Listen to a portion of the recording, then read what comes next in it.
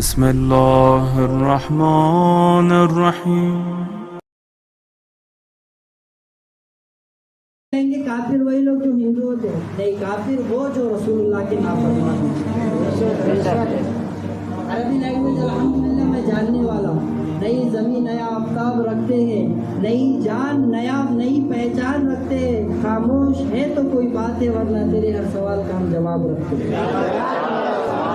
خاموش ہے تو کوئی بات ہے، ورنہ تیرے ہر سوال کا ہم جواب رکھتے ہیں. تو کافر جو لفظ ہے وہ سبجیکٹ ہے. سبجیکٹ یعنی کسی بھی کام کو انجام دینے والا، کسی بھی کام کو کرنے والے کو کافر کہتے ہیں. کفر کرنے والے کو کافر کہتے ہیں. اور کفر کس کا نام ہے؟ نماز نہ پڑھنے کا نام کفر ہے. کفر کس کا نام ہے؟ اسلام قبول نہیں کرنے والا کافر ہو گیا.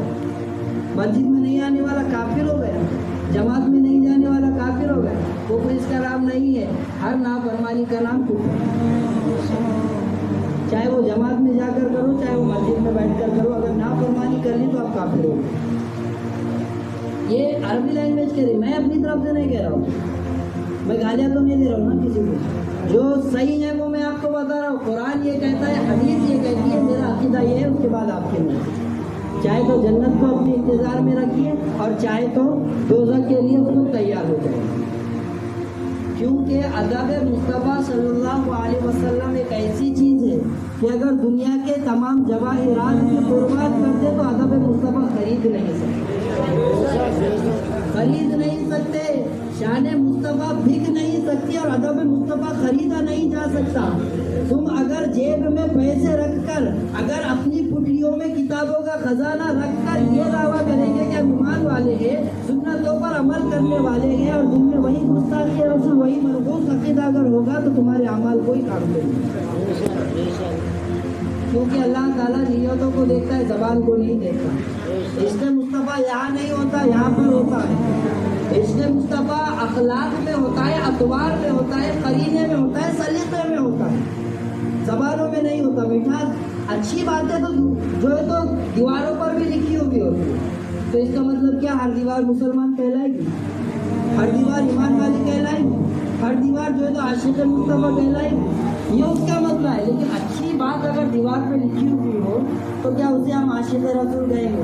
نہیں. اسی طرح اگر زبان پہ اچھی باتیں سجی ہوئی اور دل میں وہی کینہ ہو، وہی منحوس عقیدہ ہو کہ نماز میں اگر رسول اللہ کا خیال آئے تو نماز ٹوٹ جائے گی، تو ایسے ایمان پر ابو جہل سے زیادہ بھی لعنت کرے گی. ابو جہل تو بھی مرتے وقت کہا تھا کہ محمد عربی کلمہ پڑھا، تمہیں وہ بھی نصیب نہیں ہے. کلمہ پڑھاؤ. فرعون نے کہا تھا کہ میں اس رب پر ایمان لاتا ہوں جس پہ بنی اسرائیل نے ایمان لایا.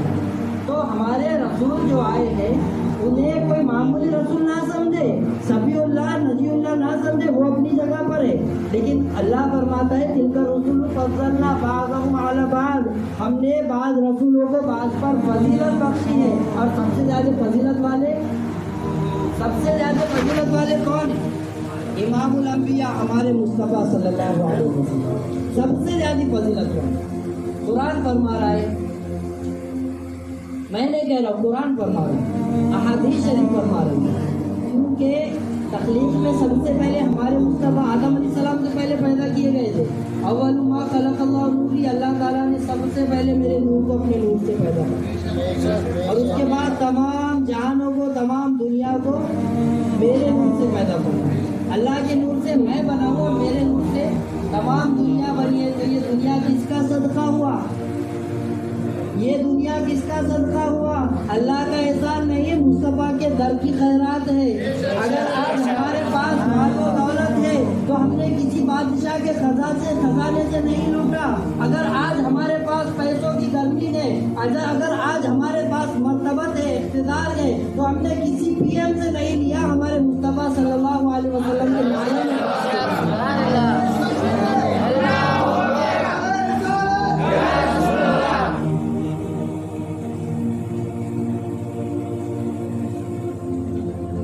تو ادب مصطفیٰ کہنا چاہتا. ادب مصطفیٰ کیا ہے؟ کتنا بھی بڑا امیر ہو، امیر مطلب پیسے والا امیر نہیں، سردار، چاہے وہ جماعت کا سردار ہو، چاہے وہ فرشتوں کا سردار، کتنا بھی بڑا سردار کیوں نہ ہو، اگر یہاں پر میں نماز پڑھا رہا ہوں اور کوئی آ کر یہ کہے کہ نہیں میں یہاں کا جو ہے تو بہت بڑا آدمی ہوں، بہت بڑا سردار ہوں، آپ پیچھے ہٹیے میں نماز پڑھاتا ہوں، پوروں کی نماز رائے گا مجھے، ایک کی بھی نماز نہیں ہوگی۔ میری اگر خلاف و مرضی کی وجہ سے، میری مرضی اگر نہ ہو کسی کو پڑھانے کی اجازت دینے کی، اور اگر کوئی آ کر یہ کہے کہ آپ چھوٹے پیچھے ہٹیے میں نماز پڑھاتا ہوں، چاہے وہ میرے پیر صاحب ہی کیوں نہ ہو، اگر آ کر نماز میری اجازت کے بغیر پڑھا رہے تو میری بھی نماز رائے گا جائیں گی، اور جتنے لوگ پڑھنے والے تمام کے لوگ، تمام کی نماز رائے گا جائے گی۔ کیوں؟ کیونکہ امام کا جو مرتبہ ہے وہ اپنی جگہ، ادب امام اپنی جگہ۔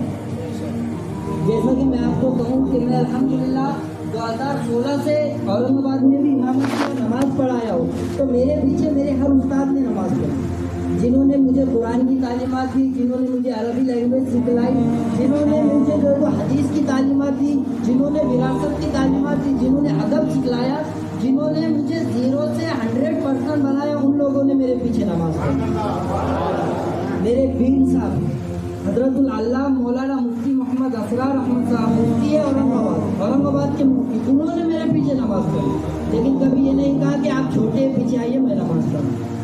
معلوم تھا اگر پیچھے لائیں گے، اگر مرضی کے خلاف کرو گے تو پیر صاحب ہی کیوں نہ ہو، نماز نہیں ہو، بالکل ختم ہو جائیں گی۔ تو ادب کا یہ مقام ہوتا ہے۔ اگر یہاں پر امام آ کر نماز پڑھا رہا ہے تو یقین مانیے وہ مسجد کا امام نہیں، اللہ کی بارگاہ کا غلام۔ ایک غلام کے پیچھے آپ نماز پڑھ رہے ہیں، ایک غلام رسول کریم کی بے ادبی نہیں کرتا تو پیچھے پڑھنے والے کیسے بے ادبی کرتے؟ اس لیے کہتا ہوں کتابوں کو جوڑے، کتابوں کی برف گردانی کرے، سنی سنائی بات پر اور پرانے عقیدوں کو نہ جانچے کہ ہمارے اسلاف کیا کرتے ہیں۔ انہوں نے جو کر کے گئے وہ ان کے اعمال ان کے ساتھ ہوں گے، نہ جانے جہنم کے کون سے گڑھے میں ہوں۔ میں بالکل بھی میں صاف طور پر کہہ رہا ہوں اللہ تعالیٰ نے ہو سکتا ہے انہیں جہنم کے حقدار کر دیا ہو، کیونکہ گستاخی رسول ہمارے سامنے، گستاخی کیا کیے تھے، کس طرح کیے تھے وہ ہمارے سامنے۔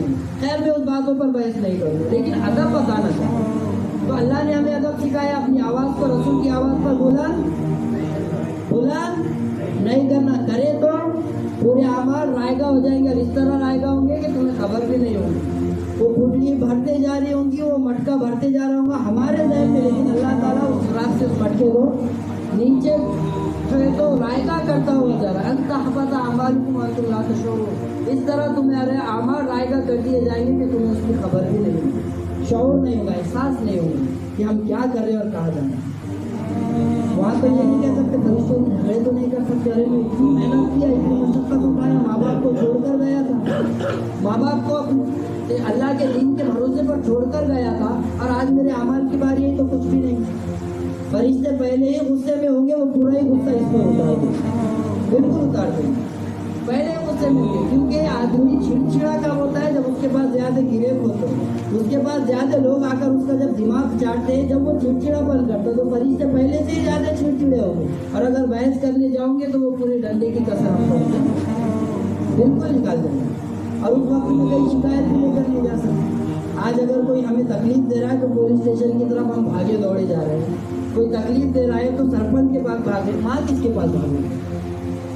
اعمال کا نتیجہ ہے، دنیا میں صحیح اعمال کرتے تھے، یہ منحوس عقیدہ دنیا میں ہی چھوڑ کر اگر اہل سنت کا عقیدہ لے کر آتے تو آج یہ نوبت نہیں آتی، نہ فرشتہ مارتا تھا نہ اعمال تمہاری رائے گاہ جاتے۔ یہ جو بھی تمہیں مصیبت پہنچ رہی ہے یہ تمہارے ہاتھوں سے لائے گی، اب بھوک دو تو ادب مصطفیٰ۔ اب میں آپ کو بتاؤں جبرائیل علیہ السلام زیادہ مرتبے والے ہیں کہ ہم لوگ زیادہ مرتبے والے ہیں؟ کون ہے؟ جبرائیل علیہ السلام ہے نا، فرشتے ہیں، معصوم ہے، کبھی گناہ نہیں ہوتا، اور معصوم ہے تو ہے اس لیے مسلط کیے گئے، انبیاء علیہ السلام کے پاس وحی پہنچانے کے لیے مسلط کیے گئے، تو ان سے زیادہ مرتبہ ہمارا کیسے ہو سکتا ہے؟ تو آؤ جبرائیل علیہ السلام سے پوچھتے ہیں کہ ادب مصطفیٰ کیا ہے، ہم اپنی طرف سے نہیں کہتے، قرآن نے ہمیں بتا دیا، ٹھیک ہے نہیں مانتے ہو مت مانو، لیکن جبرائیل علیہ السلام سے ایک مرتبہ پوچھنے تو بعد میں نہیں مانتے ہو وہ مرضی آپ کی، لیکن ایک مرتبہ پوچھو تو صحیح جبرائیل علیہ السلام اگر دستک کے کبھی رسول کریم کے گھر پر تشریف نہیں بغیر خبر دیے، بغیر کنڈی بجائے کبھی بھی رسول کریم کے گھر پر تشریف نہیں لائے، ہمیشہ اجازت لے کر۔ میکائیل علیہ السلام ہماری اگر موت کا وقت قریب آ جائے موت کا وقت قریب آ جائے تو ہم کیا فرشتے کو یہ کہیں گے کہ ذرا 2 منٹ رک جا، والد صاحب سے تھوڑی گفتگو کر کے آ جاؤ، 2 منٹ رک جا ذرا، وہ فلاں کا حساب کتاب، میری دکان ہے کرانہ، اس کا جو مجھے حساب کتاب کر کے آنا ہے، 2 منٹ میں جو ہے تو میں تیرے پاس آ جاؤں گا. میں کسی کو تنقید نہیں کر رہا ہوں، ایک مثال کے طور پر کہہ رہا ہوں. تو 2 منٹ میں تیرے پاس آ جاؤں گا. فرشتہ اجازت دے گا؟ بالکل نہیں دے گا، بلکہ اللہ نے فرمایا لا یستأخرون ساعۃ ولا یستقدمون. جب کسی کی موت آتی ہے تو نہ ایک لمحہ اوپر جاتا ہے اور نہ ایک لمحہ نیچے آتا ہے. لیکن قرآن یہ کہہ رہا ہے میرے رسول کی ذات کو دیکھو. میکائیل علیہ السلام جو ہے تو اپنی می برسانا ہے تو رسول کریم کی اجازت سے برساتے ہیں. اسرائیل علیہ السلام اگر روح کو قبض کرنا ہے تو کہتے ہیں یا رسول اللہ، اللہ نے آپ کو یاد کیا ہے، آپ کی روح کو قبض کروں یا پھر رہنے دیں. اجازت مانگ رہے ہیں، اجازت مانگ رہے ہیں. ہم جو ہے تو یہ نہیں کہہ سکتے کہ 2 منٹ رک جا مجھے تھوڑا کام ہے.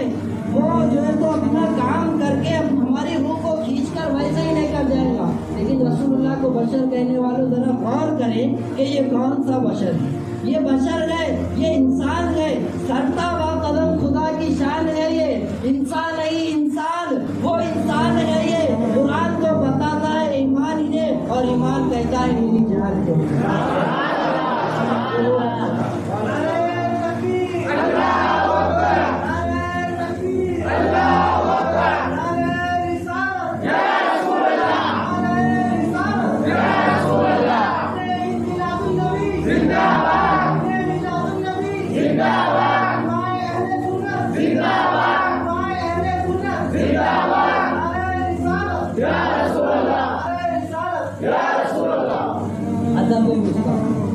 ادب مصطفیٰ کوئی عام دولت نہیں جو ہم مال کی طرح اڑا لیں. یہ وہ ادب ہے کہ ایک مرتبہ اگر ہمارے دل میں بس جائے تو ہمیں یہاں پر بھی غنی کر دے، یہاں پر بھی مالدار کر دے، اور قیامت کے دن اللہ کے سامنے بھی ہمیں عزت بخش دے. یہ ادب مصطفیٰ کی تاثیرات، ادب مصطفیٰ کے مقامات ہیں کہ اللہ تعالیٰ نے ہمیں یہ کام کیا. تو اپنے تکبر، اپنے گھمنڈ، اپنے مرتبے، اپنے اقتدار، اپنے مرتبت اور اپنے بڑے ہونے کا گھمنڈ بالکل بھی دور رکھ لے، اور صرف اس لیے زندگی گزارے کہ ہم غلامی رسول میں زندگی گزاریں. اس سے بڑھ کے ہماری کوئی اوقات نہیں. پیدا ہوئے تھے پہلا غسل خود ہاتھ سے لیا، جب جاؤں گے جب آخری غسل خود ہاتھ سے لوں گے. محتاج ہیں ہم، اور محتاج میں اور مٹی سے بنے ہوئے انسان میں گھمنڈ اور غرور بالکل بھی شروع نہیں کرتا. بالکل چھوڑو. ادب مصطفیٰ میں اپنی زندگی گزاری ہے، عاجزی اور انکساری جو رسول کریم نے تعلیمات دی اس پر زندگی گزاری. تو میں کہہ رہا تھا جبرائیل علیہ السلام سے، اسرائیل علیہ السلام سے پوچھ لیا روح قبض کب کرو گے؟ یا رسول اللہ اجازت دیجیے اللہ بلا رہا ہے. اجازت دیتے ہیں تو روح قبض، ورنہ اگر رہنے کا ارادہ ہے تو اور رہ سکتے ہیں. بشر کہیں گے، بشر کہیں گے، ہماری طرح کہیں گے ارے وہ رسول کریم ہے جس کو اللہ نے دوسرے نبیوں کی طرح نہیں بنایا. کوئی دوسرا نبی آپ کی برابری نہیں کر سکتا. ہم تو اتنے گناہ گار، ہماری زندگی کہاں گزر رہی ہے ہمیں خود نہیں معلوم، کہاں پر ہم نے منحوس عقیدوں کو پاڑ رکھا ہے ہمیں نہیں معلوم. اور ہم جو ہے تو عشق مصطفیٰ کو جو ہے تو چیلنج دے رہے ہیں، گستاخی اس طرح کر رہے ہیں جیسے ہمیں کبھی دنیا سے جانا ہی نہیں. ذرا غور کریں. جبریل امی آتے معراج کا جو واقعہ ہے مختصر طور پر کریں.